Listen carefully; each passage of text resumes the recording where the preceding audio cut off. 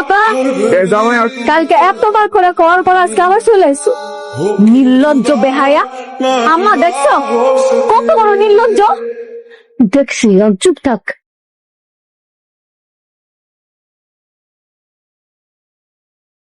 হ্যাঁ আমি নির্লজ্জ। আমার চাচা চাচি আমার সাথে এত বেইমানি করার পরেও আমি তাদেরকে মাফ করে দিয়েছিলাম। পরিশেষে আমার চাচা চাচি আমার বন্ধু রাতুলের সাথে যুক্ত হয়ে আমার সকল সম্পত্তি নিয়ে নিয়েছে।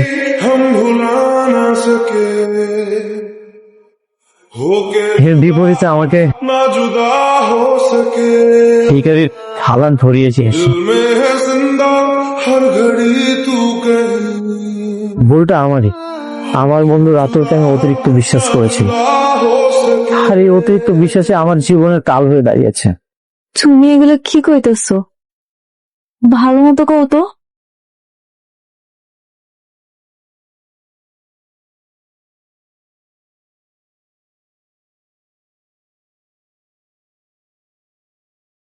বাবা মা, আমার এখন কোনো সম্পত্তি নেই।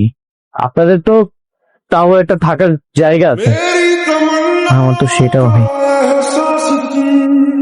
আমাকে কি এখানে একটু ঠাঁই দেওয়া যায়? তুমি এগুলো কি কইতেছো? আম্মু সব বিপদে আপদে তুমি সব সময় পাশে ছিল, এখন তুমি আমগো সাইডে কই থাকবা? তুমি আমগো কাছেই থাকবা। তোমার ওই বন্ধুরে তুমি একদিন ঠিক শিক্ষা দিবা, তোমার অনেক বড় হইতে হইব।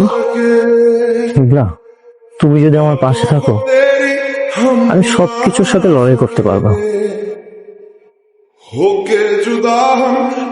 আপনারা আপনারা মানে এটা কেমন ধরনের বিয়ে? তুমি তোমার মালিককে চিনতে পারছো না?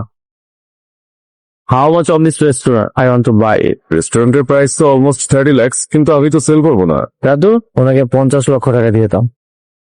মালিককে চিনবো না কেন? মালিককে তো আমরা চিনি, আপনারা কেন এসেছেন? এখন থেকে রোজ আমি রেস্টুরেন্টে আসবো, আমি এখন থেকে দেখাশোনা করবো। একটা রাস্তার ফকির নাকি রেস্টুরেন্ট দেখাশোনা করবে? হাস্যকর। এই রেস্টুরেন্টের দাম জানেন? কি বললি তুই? মুখ সাবধান অনেক।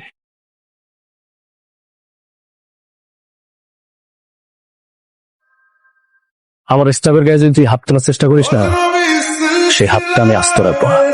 কত স্টাফ মানে? এই রেস্টুরেন্টটা আমার, আমি কিনেছি। ফকিন্নি দেখি মূর্খ নাকি? দলিলে সবকিছু স্পষ্ট ভাবে লেখা আছে, তোর স্থাবর অস্থাবর সব সম্পত্তির মালিক আমি।